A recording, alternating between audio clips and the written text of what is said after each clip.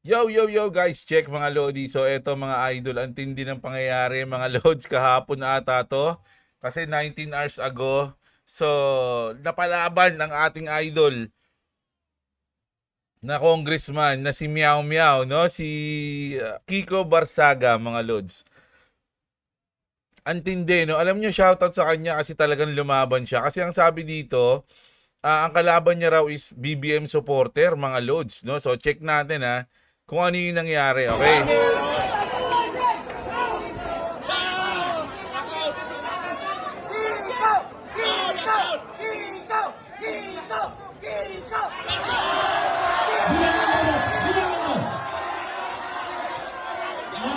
Grabe, may combo si Kiko.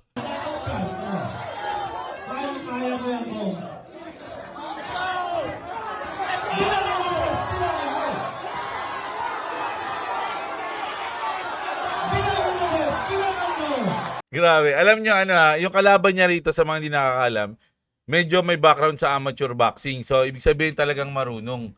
Lumalaban talaga siya. Ito siguro maraming sparring na experience.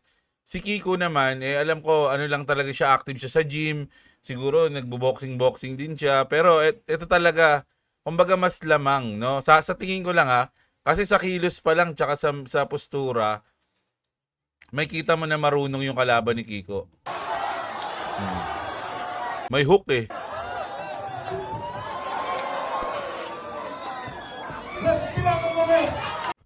Ang lupit ng fake nun Dempsey roll. Meow punch. Narinig niyo yan? Ayan na yung meow punch.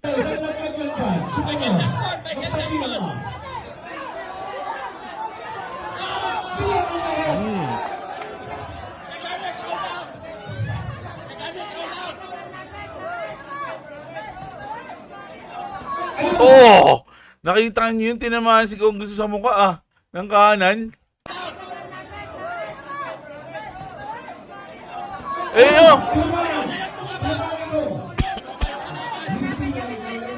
Combo.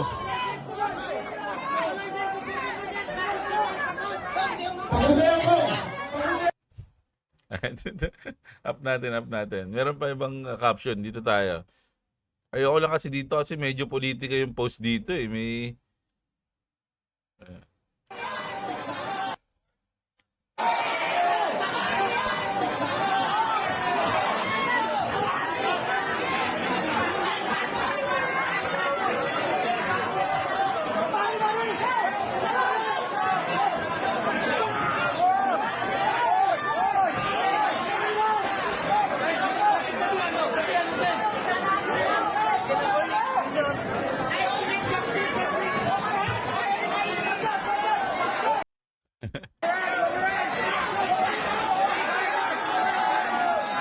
Na-corner siya ron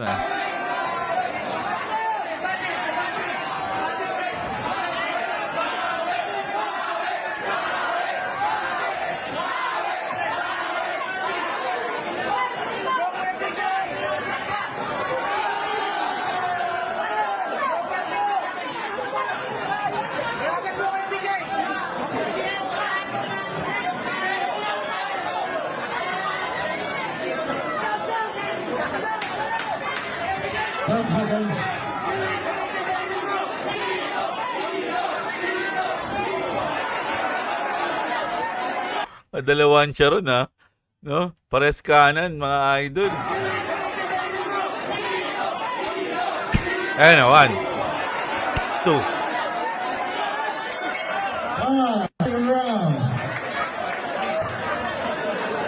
Grabe.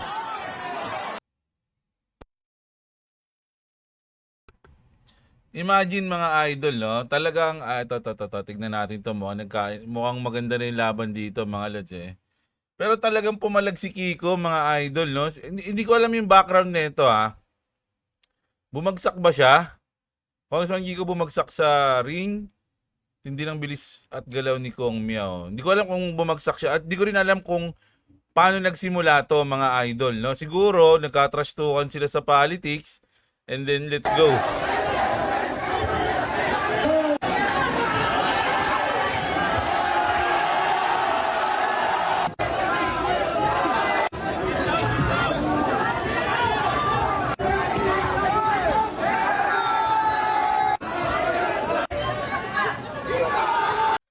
Ang kulit naman, ang kulit naman kasuntok ni Kong Kiko. Parang ano lang, nananampal lang eh, no? Oh. Uy, grabe. Napatalon siya ron sa corner napatalon tingnan nyo. Oh. Combo.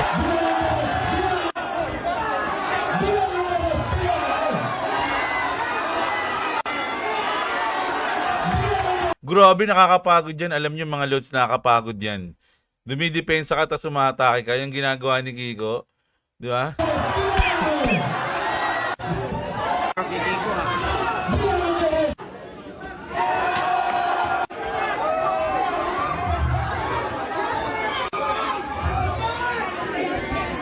Oo, na-counter siya ron ng left. Nakita niyo yun? Na-counter siya ng left. Tignan niyo yung kaliwa niya. Ito yung kaliwa na naka-blue Pang! Kita niyo yun?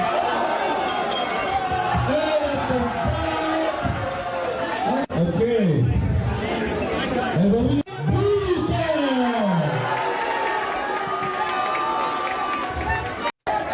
Pero mga idol, shoutout kay Congressman Kiko. Dahil binigyan niya ng malapit na laban yon. Mga idol, ang galing nun mga lods, no? Bilang ako isang professional tambay.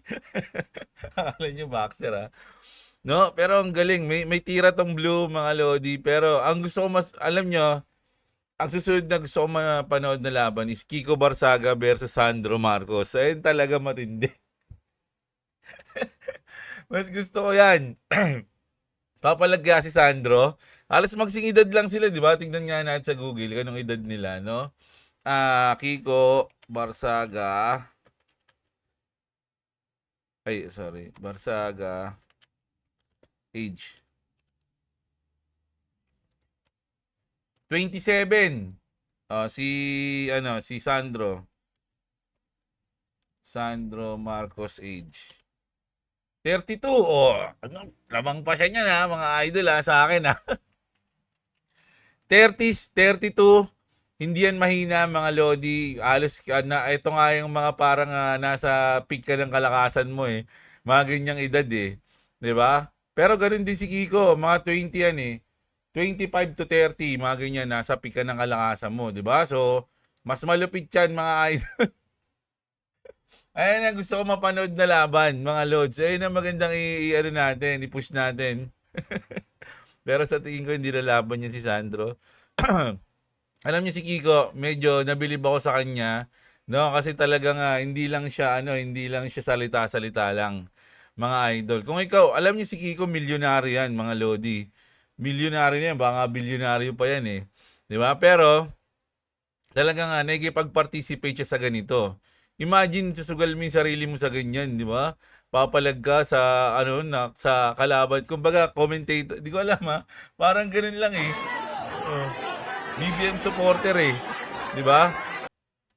So grabe, mga lods, ang tindi nito. Basahin natin yung ibang mga comment dito. Wait lang. Yan ang tunay na kabitenyo, laban lang kung laban. Congrats Kong Barsaga, pinabilib mo ko kahit dami mong tinanggap na suntok, 'di ba? Ang daming counter na ginawa sa kanya Tinamaan siya ng kanan, dalawa, tapos kaliwa, basta marami siyang tama. Dito ako nabilib. Di talaga nakakabilib mga idol kasi kumbaga, syempre yung yung posisyon niya bilang tao, 'di ba? Mayaman na siya, congressman siya, politiko siya, kilala siya, sikat siya.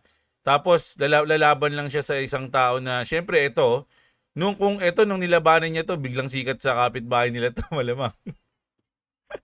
Biglang sikat yan sa lugar nila. Uy, taka nila binugbog mo si Kiko Ito yung bubugbog kay Kiko di ba? Sikat na agad siya. Si Kiko, hindi niya na kailangan yun. Pero, siguro meron din siyang gustong patunayan sa sarili niya na lang. No, sa sarili niya na, hindi ka, papalag ako. Ayun yung gusto niya talagang sabihin. At sabi niya rito, nabubwisit ako dito kay Meow dahil sa kakamiyaw niya. Pero ngayon, parang nakabawi. Mas may jug balls ito kaysa kay Barbie. Sino yung Barbie? Na naghahamon kay, ay si ito, si Baste. Ito. Merong meow-meow ng Kongreso at merong baw-baw ng Senado. Dapat masyado kasing politika yung mga ano eh, no? Yung mga nagko-comment eh. Dapat tinitingnan niyo yung performance din ni Kiko. Alam nyo, kung talagang baguhan, napakaganda na niyan. Kasi yung ibang mga pumapalag, talagang may kita mo yung mga suntok, yung mga galaw, wala man lang kapusto-pustura eh. Parang mga, siya, tignan mo, nagbabounce siya oh. Kita niyo yan? Nagbabounce siya oh. Tas nagpi-fake siya, nagja-jab siya. 'Di ba? Nakita niyo yung mga influencer na naglaban dun sa may kay Makagago, 'di ba? Halos yung iba dun parang mga talagang di marunong. Baka may kakainin pa si Kiko dun eh, sa mga nandun eh. Yung iba, pero may mga marurunong din dun. Sabi dito, hindi katapangan yan. Unang-una, hindi siya boxer. Wala siya sa sense of danger. At pag ang tao walang sense of danger, may problema siya sa personality. Ano? Ewan ko sa'yo, idol. Mas may galaw si Meow, may matapang kaysa kay Basti. Tanga na. Ang dami na naman dinadamay ah. Wala lang, lakas si Kiko pero may utak. Oh. Ayan. Ano man sabi niyo dito, mga lods? No, actually nagulat ako na panood ko to eh. No? Na seryoso, lumaban ng boxing si Kiko. Sabi ko gano'n. Tapos ayan, so ang tindi niyan mga lods, no? Yung experience na pinakita niya sa mga taong nandiyan o yung mga nanonood diyan, eh medyo napakalupit mga idol, no? Wala na. Kasi ayun yung ano natin ni kay Kiko eh. Boxing. Baka may iba pa kasi eh.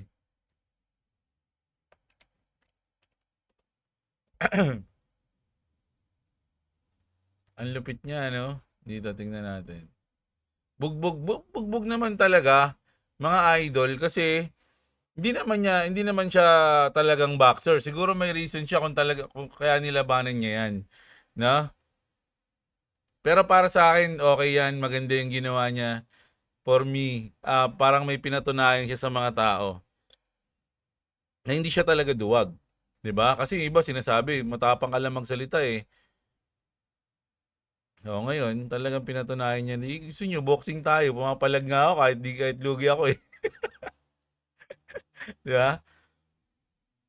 Nako, maganda 'yan. Ano, gusto ko maganda 'yang benta niya kay ano, kay Boss Toyo yung gloves na ginamit niya diyan. Okay, basta lahat ng mga ano niya diyan, ng mga ah, suot niya diyan, pwede niya ibenta. Mahal 'yan mga lods, no? Isipin niyo congressman, no? Panis. Hindi lang, siyempre si Manny Pacquiao, alam natin yun, senador pa. Pero yung walang background talaga. Oh. Hindi ko alam kung may background si Kiko sa training ha. Pero napapansin ko parang meron. Kasi medyo marunong siya eh. 'Di ba? Pero mas marunong lang talaga sa kanya yung kalaban niya. Nakailag nga siya oh sa mga ganun. 'Di ba? So ibig sabihin may tira din talaga si Kiko, mga lodi. Mayaman pa. Oh, 'di ba? Eh kasi ito, pagtapos ng laban na 'yan, si Kiko mayaman pa rin. Mas mayaman pa rin siya sa kalaban niya. Ganun lang 'yun, mga idol. 'Di ba? O ayan, no, may training si Kiko. Oh, galing, nagte-training pala siya, eh, oh. September 20 pa 'to. Oh. Oh, 'di ba? So parang ganyan din ako sa punching bag ko. Ibig sabihin, ganun din magiging performance ko kay Kiko. Huh? Wow, yun, oh, ginawa niya yun, mga lods. Ginawa niya yun, di ba? Maraming combo na yun. Ginawa niya yun. So, ano talaga si Kiko? Medyo seryoso rin pala siya, nagtitraining siya ng boxing. Kaya siguro pumayag siya. Di ba? So, ibig sabihin, matapang rin talaga itong batang to, mga lods. Sinasabihan ko siyang bata kasi mas matanda talaga ako dyan, mga idol. So, ayan ha. Ayun yung update natin kay Idol Kiko Barsaga. Meow, meow. Oh, ayan. Ano masabi niyo diyan, mga idol? Napanood niyo na ba 'to? Parang ako na lang ata huling ano, huling nag-news nito, mga lods, Pero 'yan, nag-react lang tayo at ang pinaka-overall, eh, believe tayo diyan kay Kiko dahil ginawa niya 'to. Ayun lang 'yun, no? Sa politika, labas tayo diyan, pero sa ginawa niya, pinatunayan niya na meron siyang balls. Ayun 'yan, mga idol. So, kita-kits tayo sa susunod na video, mga lods.